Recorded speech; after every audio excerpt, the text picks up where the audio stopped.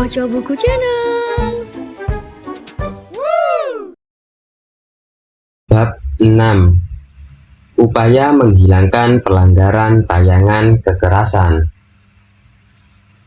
Daya bius televisi memang begitu dahsyat, padahal semestinya televisi dapat dijadikan kendaraan strategis untuk membangun peradaban masyarakat Indonesia ke depan. Oleh karena itu, seyogianya televisi tidak melulu digunakan untuk membujuk penonton menjadi konsumtif, membiasakan kekerasan, mempromosikan pemaknaan religius yang dangkal, atau bahkan sekedar menjadi arena kepentingan politik banal. Di sini memang harus ada suatu keyakinan bahwa kesadaran pelaku media yang baik terhadap peran positif televisi akan membuat cerita lain dari jenuhnya rutinitas yang membelenggu kita sehari-hari. Untuk itu, sudah saatnya kita meluncurkan perhatian penuh pada fenomena tersebut agar anak-anak dapat belajar dan mendulang pengalaman mereka dari televisi. Bayangkan, tayangan yang syarat dengan kekerasan, verbal maupun nonverbal, terlanjur dianggap sebagai suatu kenyataan yang lumrah dan menciptakan sejenis habituasi pembiasaan baru dalam hubungan antar manusia. Kenyataan itu dapat dengan mudah disimak dalam berbagai tayangan berita yang pada menit-menit pertama gemar menyuguhkan adegan kekerasan secara telanjang. Misalnya, peristiwa tsunami di Aceh pada tahun 2004. Kita tahu persis, begitu banyak media televisi, kita lebih memfokus pada korban. Bahkan ada yang menyorot korban tanpa diblur. Hal ini tentu tidak dilakukan televisi negara lain. NHK misalnya, ketika menayangkan peristiwa gempa di Jepang tahun 2011, NHK dan media Jepang lainnya berupaya membangun infrastruktur negaranya melalui informasi yang antisipatif. Banyak pihak mengatakan sulit untuk menghilangkan materi yang melanggar peraturan di televisi, termasuk kekerasan. Namun tidak mustahil. Televisi dapat bebas dari muatan kekerasan asalkan ada kontrol kuat dan kerjasama keras dari berbagai pihak, di antaranya KPI, pemerintah, Menkominfo, masyarakat, dan lembaga penyiaran itu sendiri. Self-censorship atau self-regulation. Seperti diketahui, ada dua macam kontrol, yaitu kontrol formal yang di dalamnya terdapat undang-undang, peraturan regulasi, dan keputusan pengadilan.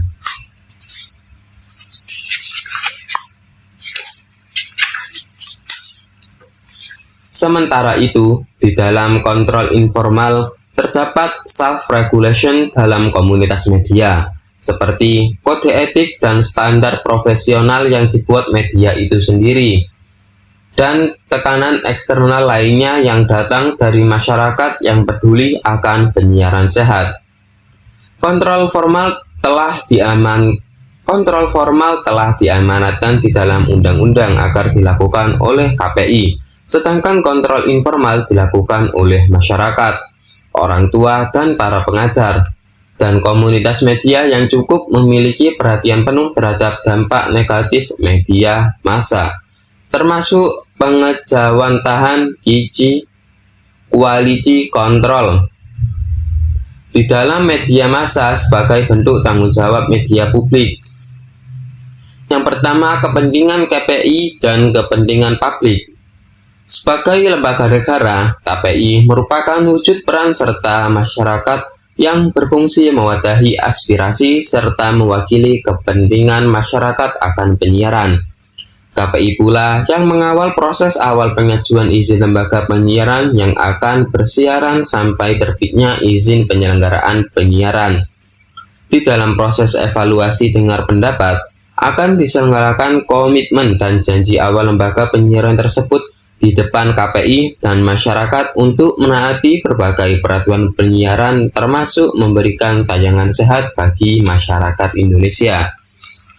Jadi, Pada dasarnya, lembaga penyiaran telah memiliki janji kepada publik dan KPI untuk tidak memberikan tontonan yang memberikan dampak negatif kepada masyarakat, terutama pada anak dan remaja. Oleh karena itu, ketika masih ada tayangan yang melanggar UU dan peraturan penyiaran, sudah selayaknya KPI mempertanyakan kembali komitmen awal lembaga penyiaran tersebut. Selanjutnya, keberadaan televisi free to air sebagaimana yang dimaksud UU penyiaran sesungguhnya tetap diperlukan.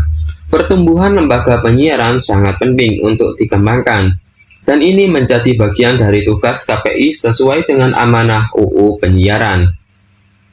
Kepentingannya demi pelayanan akses informasi, edukasi, dan hiburan kepada masyarakat. Itu sebabnya harus ditegaskan bahwa industri penyiaran tidak boleh mati.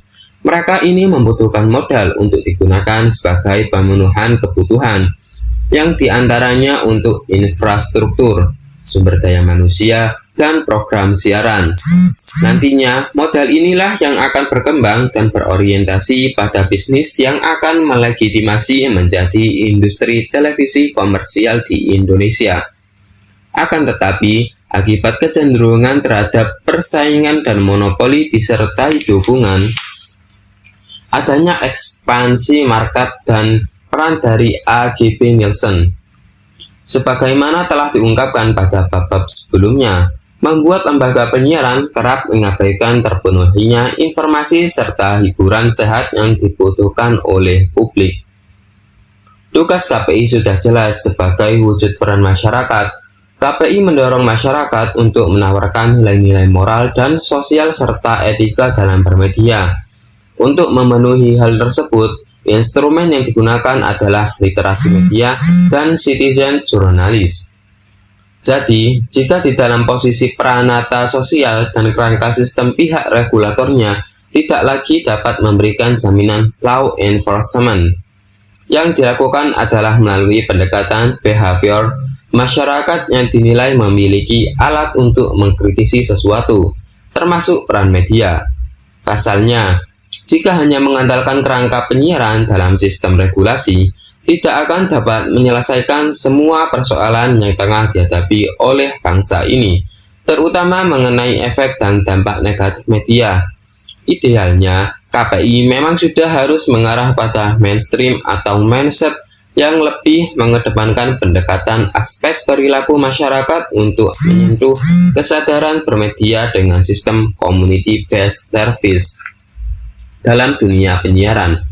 Hal ini patut digarisbawahi karena KPI menjadi bagian dari publik. Menjadi sangat wajar jika KPI melakukan nota kesepahaman atau Memorandum of Understanding seluas-luasnya dengan masyarakat setempat atau komunitas lainnya. Memorandum of Understanding ini dapat berupa program literasi media, pemantauan dan pengadaan, seperti membentuk jaringan pemantauan, kampanye, misalnya menyampaikan pesan pada media massa, dan kerjasama, networking, dengan institusi pendidikan, lembaga internasional atau lembaga terkait. Selaras dengan hal yang telah disebut sebelumnya, KPI juga tengah dipersiapkan untuk menjadi sebuah lembaga riset nasional.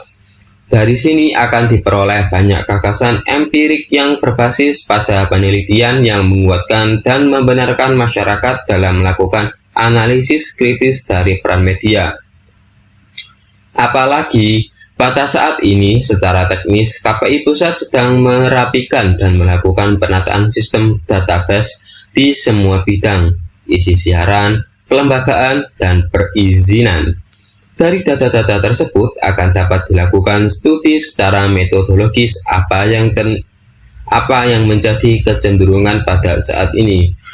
Data-data tersebut akan menjadi sumber pengambilan kebijakan dalam otoritas pemerintah, DPR, dan masyarakat untuk menjustifikasi apakah kecenderungan itu berat atau ringan, negatif atau positif. Dengan demikian, potret media penyiaran yang diperkuat dengan riset atau metodologi yang juga kuat akan menghasilkan informasi yang valid. Dalam hal ini, lembaga publik yang dapat diarahkan dengan berpotensi ke arah itu adalah yang dianggap cukup representatif, yakni lembaga swadaya masyarakat, organisasi kepemudaan, lembaga profesi, lembaga kesiswaan, media watch, dan lain sebagainya. Lembaga profesi Ikatan Dokter Indonesia, misalnya, juga dapat mengarahkan bagaimana layanan di bidang kesehatan tersosialisasi dengan baik ke masyarakat. Dengan community-based service dalam dunia penyiaran, diharapkan kepentingan publik akan menjadi lebih dominan, dan KPI sendiri menjadi lebih fokus pada upaya memproteksi dan memberikan perlindungan pada anak, remaja, dan perempuan, serta bangsa ini dari implikasi isi siaran, termasuk tayangan kekerasan dan bisnis penyiaran yang buruk. Inilah upaya yang akan ditindaklanjuti oleh KPI. Yang kedua, peran masyarakat, orang tua, dan para pendidik atau guru. Pengontrol media televisi yang paling efektif adalah masyarakat, karena masing-masing saling memiliki kepentingan dalam pemenuhan kebutuhan dirinya. Masyarakat membutuhkan informasi, sementara itu media televisi membutuhkan eksistensi untuk hidup dengan memasarkan produk-produk yang diiklankan. Akan tetapi, untuk mendapatkan eksistensi di masyarakat, media televisi kadang bertindak berlebihan, lebih mengejar rating, sehingga tanpa disadari hal ini mengabaikan kepentingan masyarakat. Tayangan yang melanggar peraturan penyiaran ditampilkan, termasuk kekerasan. Itu sebabnya masyarakat harus terus-menerus mengingatkan hal ini sebagai bentuk kontrol terhadap media. Sebenarnya ada beberapa hal yang bisa dilakukan pemirsa televisi untuk mengantisipasi munculnya pelanggaran isi siaran. Pertama, pemirsa televisi harus semakin cerdas memilih program tayangan yang mereka tonton. Pemirsa harus menjadikan khalayak aktif yang secara selektif memilih program tayangan yang tidak mengedepankan unsur kekerasan. Sebab, jika dilihat dari tipologinya, selama ini khalayak pemirsa televisi di Indonesia masih tergolong khalayak pasif yang menonton televisi tanpa melakukan proses seleksi. Jika pemirsa selektif memilih program tayangan yang minus kekerasan, bisa jadi perolehan rating dari program tayangan yang mengandung unsur kekerasan itu pun merosot. Akibatnya, para pengiklan dan selanjutnya stasiun televisi akan berpikir ulang untuk memasang iklan pada program tayangan seperti itu. Kedua, khalayak penonton televisi harus berani melaporkan stasiun televisi yang menayangkan adegan kekerasan, baik kepada KPI di tingkat pusat maupun daerah, atau jika sudah sangat sadis dapat melaporkan ke kepolisian. Semakin banyak aksi perlawanan yang digalang terhadap kekerasan di televisi, maka opini publik akan semakin menguat untuk melakukan resistensi atas maraknya tayangan televisi yang merepresentasikan adegan kekerasan.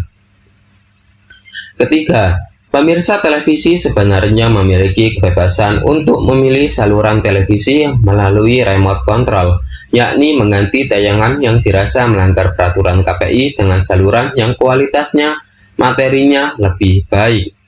Upaya menghapuskan tayangan yang melanggar ini dapat pula dimulai dengan penguatan di unit terkecil dari masyarakat, yakni keluarga. Dalam hal ini, orang tua sangat memegang peranan penting dalam melakukan pengawasan dan pendidikan media. Orang tua di rumah harus lebih dekat dengan anak dan remaja agar dapat menanamkan pengertian secara persuasif. Orang tua pun harus turut selektif memilihkan program acara untuk anak-anak. Maka mereka memegang peranan penting dalam meminimalisir dampak dari tayangan berbau kekerasan. Selain itu, para pengajar atau guru juga berperan penting, karena merupakan bagian kehidupan anak kita di sekolah, yakni dalam hal memberikan pengarahan kepada anak didiknya agar tidak terpancing meniru adegan dalam tayangan televisi yang tidak layak ditiru. Berikut ini adalah beberapa tips yang dapat diterapkan orang tua dan para pendidik untuk menjamin agar tayangan televisi aman dikonsumsi anak. Yang pertama, membatasi waktu menonton anak perharinya, misalnya 2 jam pada pagi atau siang hari. kemudian 2 jam lagi pada malam hari. Jika hari libur, Anda boleh menambahkan waktunya untuk menonton televisi, namun sesuaikanlah dengan acara yang cocok. Yang kedua, mengetahui jadwal acara televisi setiap hari. Kemudian buat jadwal untuk waktu menonton anak.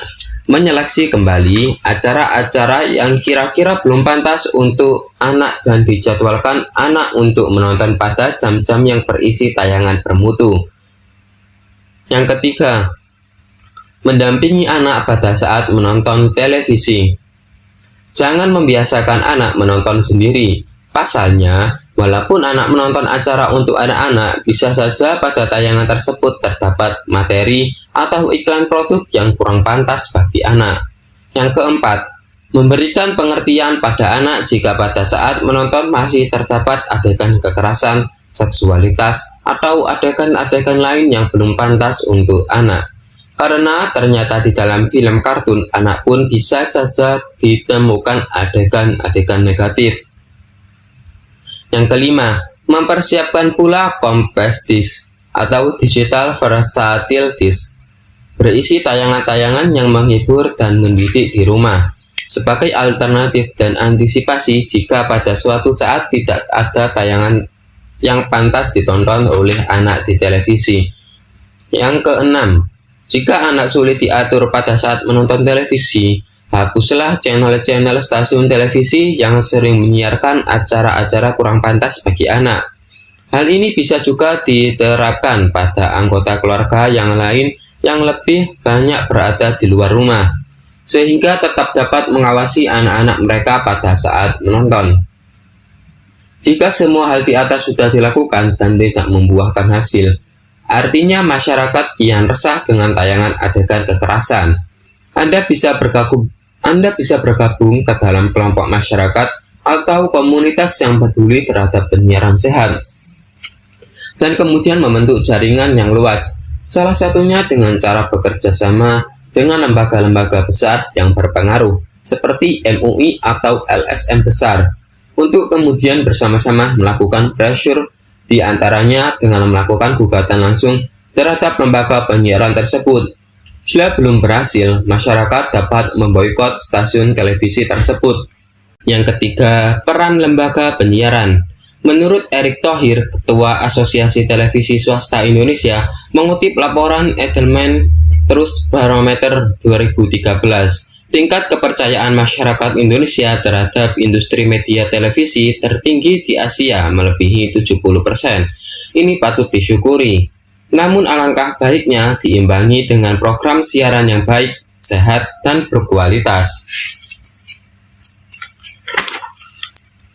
Konsep ideal suatu program siaran yang baik adalah: pertama, yang bebas dari materi kekerasan, seks, dan mistik, atau tidak melanggar P3SPS, UU Penyiaran, Kode Etik Jurnalistik, serta regulasi terkait penyiaran yang berlaku. Kedua, isi siaran selain menghibur hendaknya mengandung informasi, pendidikan, serta bermanfaat untuk pembentukan intelektualitas, watak, moral, kemajuan, kekuatan bangsa, menjaga persatuan dan kesatuan, serta mengamalkan nilai-nilai agama dan budaya Indonesia, khususnya budaya lokal. Ketiga, program yang baik selalu mencantumkan klasifikasi program dan tidak tergantung rating tinggi. Oleh karena itu, dapat disimpulkan bahwa penyiaran yang ideal adalah cerdas bagi kepentingan masyarakat, terutama cerdas di alam kognitif mereka. Dengan kecerdasan itulah mereka dapat membangun peradaban bangsa ini. Dalam sebuah seminar pada awal April 2013 di Jakarta, yang menghadirkan sejumlah narasumber dari lembaga penyiaran, serta rata-rata mereka mengakui bahwa mereka sebenarnya ingin penyiaran di negara ini memajukan bangsa berdasarkan asas manfaat, adil, merata, beretika, memiliki kepastian hukum, memiliki tanggung jawab, dan lain sebagainya. Akan tetapi, hal ini sering menimbulkan kegalauan di kalangan awak broadcaster. Mereka gampang tatkala dihadapkan pada pilihan antara memenuhi tuntutan kue iklan dan peningkatan rating, Akibatnya, sejumlah stasiun televisi kehilangan daya kecerdasan, kearifan, dan keadilannya dalam menyajikan informasi. Hal ini terlihat dari adanya ketidakseimbangan informasi antara yang mencerdaskan maupun sebaliknya. Yang terjadi, mereka cenderung memberikan porsi berlebihan terhadap aktivitas kekerasan. Contohnya, pada saat ini sangat populer program humor yang cenderung tidak berkualitas dengan tokoh-tokohnya yang digambarkan tidak pandai. Alhasil, ekspresi dan tingkah pola mereka hanya berdasarkan pengalaman empirik mereka saja, yang pada akhirnya kembali pada adegan kekerasan. Celakanya, hal ini ditiru stasiun televisi lainnya. Penonjolan aksi kekerasan, meski dalam skala kecil, tetapi jika kemudian disiar ulang tanpa mengenal waktu, akan terserap di alam kognitif pemirsa. Jelasnya, stasiun televisi dengan model penyiaran semacam itu telah sengaja, baik secara visual maupun verbal, melakukan penetrasi hipodermis ke alam fantasi khalayak. Secara psikologis, inilah yang memengaruhi suatu kelompok masyarakat untuk melakukan aksi kekerasan terhadap kelompok lain dalam mengekspresikan sikapnya. Selain hal tersebut, lemahnya keahlian programmer siaran televisi dan radio dalam berkompetisi yang mengolah siaran berita juga amat memprihatinkan. Mungkin dampak dari pemeliharaan talent yang salah. Akibatnya, penyelenggaraan program di televisi tidak lagi peduli pada dampak psikologis yang ditimbulkan kepada khalayak pemirsa. Padahal khalayak pemirsa televisi merupakan masyarakat heterogen yang berbeda-beda kualitas dan latar belakang budayanya. Dalam acara drama atau sinetron, misalnya, konflik memang diperlukan untuk meraih efek dramatik perkembangan rising action dalam plot cerita. Akan tetapi, eksplorasi kekerasan dan konflik tidak pantas untuk terus-menerus ditampilkan pada reportase dan peristiwa yang berlaku pada kehidupan sehari-hari. Oleh karena itu, tanpa kontrol serius yang penyelenggara siaran televisi, konflik sosial di dalam masyarakat akan meningkat menjadi konfrontasi kekerasan. Jika dilihat dalam perspektif bisnis, konfrontasi kekerasan juga yang akhirnya dikonstruksi oleh media dan menjadi sajian yang dianggap menarik. Pasalnya, mereka berkutat untuk membuat suatu fakta yang tidak menarik menjadi menarik. Lembaga penyiaran yang cenderung tunduk pada selera pasar dan tidak punya sensitivitas serta tanggung jawab sosial justru akan menjauh dari filosofi lembaga penyiaran swasta free to air. Kecenderungan ini dapat dimaklumi mengingat bisnis penyiaran bukanlah bisnis biasa. Bisnis ini tidak hanya menyangkut ranah privat komersial, tetapi juga ranah publik sosial. Oleh karena itu, lembaga penyiaran perlu berpegang pada etika dan merasa perlu untuk diawasi. Pengawasan ini harus diimbangi oleh kesadaran para awak media itu sendiri, sebab jika tidak akan menjadi sesuatu yang sia-sia. Dengan demikian, self-regulation dari masing-masing televisi memang amat diperlukan, termasuk terbinanya hubungan baik antara media dan masyarakat pemerhati media. Selanjutnya, media penyiaran semestinya konsisten jika telah melakukan kesalahan dan harus segera melakukan perbaikan.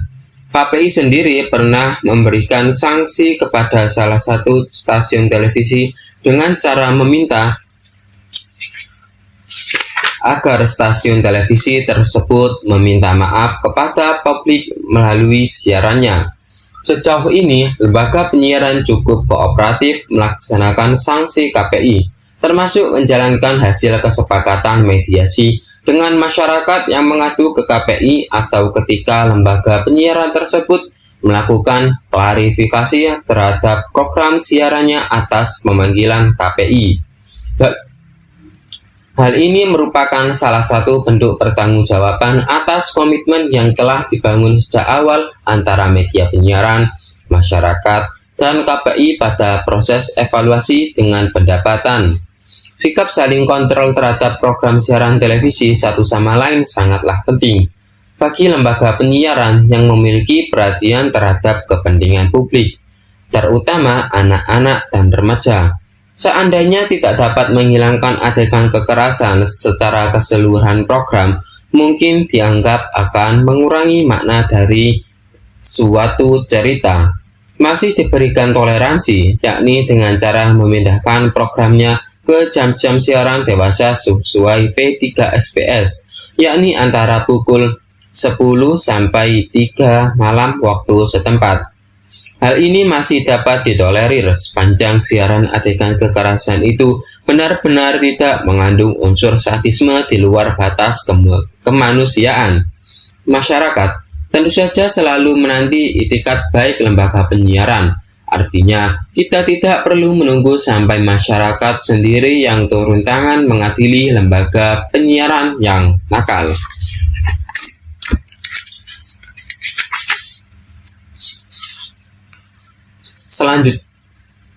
Selanjutnya, subbab yang ketiga yakni merancang siaran televisi ramah anak. Setiap anak manusia lahir dalam suatu lingkungan alam tertentu dan berinteraksi dengan lingkungan budaya tertentu. Kemudian keduanya akan menentukan proses tumbuh kembangnya. Kebudayaan cenderung mengulang-ulang perilaku tertentu melalui proses belajar yang kemudian memunculkan adanya kepribadian rata-rata yang merupakan ciri khas dalam masyarakat tertentu yang mencerminkan kepribadian dalam lingkungan tersebut. Menurut Taylor Conjaraning-Rad 1980, salah satu aspek kebudayaan adalah norma atau perilaku terpilih yang kemudian dianut oleh sebagian besar masyarakat. Norma ini mengatur perilaku masyarakat atau menjadi pola pengasuhan anak yang dianut masyarakat. Dengan demikian, dapat ditarik benang merah, norma yang dianut oleh suatu masyarakat berpengaruh terhadap pola pengasuhan anak dalam masyarakat tersebut. Proses belajar dan tumbuh kembang anak harus diarahkan untuk menyuburkan perkembangan kecerdasan majemuk, multiple intelligentsia. Gardner 1993 memperkenalkan 7 kecerdasan majemuk, yaitu kecerdasan musikal, kepekaan dan kemampuan berekspresi dengan bunyi, nada, melodi, dan irama, bodily kinesthetic, keterampilan gerak, menari, dan olahraga, logical matematikal, kemampuan menggunakan logika matematik dalam memecahkan berbagai masalah, linguistik, kemampuan menguraikan pikiran dalam kalimat-kalimat, presentasi, pidato, diskusi, dan tulisan. Spatial, kemampuan berpikir 3 dimensi. Intrapersonal, kemampuan memahami dan mengendalikan diri sendiri. Interpersonal, kemampuan memahami dan menyesuaikan diri dengan orang lain. Setiap anak diharapkan dapat berkembang secara sempurna dan simultan, baik perkembangan fisik, kejiwaan, dan juga sosialnya. Untuk itu, perlu dipetakan berbagai unsur yang terlibat dalam proses perkembangan anak sehingga dapat dioptimalkan secara sinergis. Uri Brown van Brenner dalam bab PNAS 2008 memetakan aspek pengembangan secara komprehensif melalui teori evolusi. Teori ini memetakan 5 sistem yang berpengaruh terhadap tumbuh kembang anak. Pertama, sistem mikro yang terkait dengan setting individual tempat anak tumbuh dan berkembang, yang meliputi keluarga, teman sebaya, sekolah, dan lingkungan sekitar tetangga. Kedua, sistem meso yang merupakan hubungan di antara sistem mikro, misalnya hubungan pengalaman-pengalaman yang didapatkan di dalam keluarga dengan pengalaman di sekolah atau pengalaman dengan teman sebaya. Ketiga, sistem exo yang menggambarkan pengalaman dan pengaruh dalam setting sosial yang berada di luar kontrol aktif tetapi memiliki pengaruh langsung terhadap perkembangan anak, seperti pekerjaan orang tua dan media massa. Keempat, sistem makro yang merupakan budaya tempat individu hidup seperti ideologi, budaya, subbudaya, atau strata sosial masyarakat. Kelima, sistem krono yang merupakan gambaran kondisi kritis tradisional kondisi sosio-historik.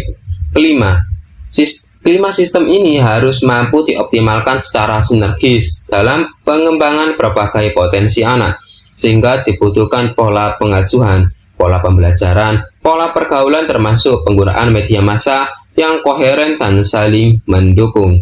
Sekian, terima kasih.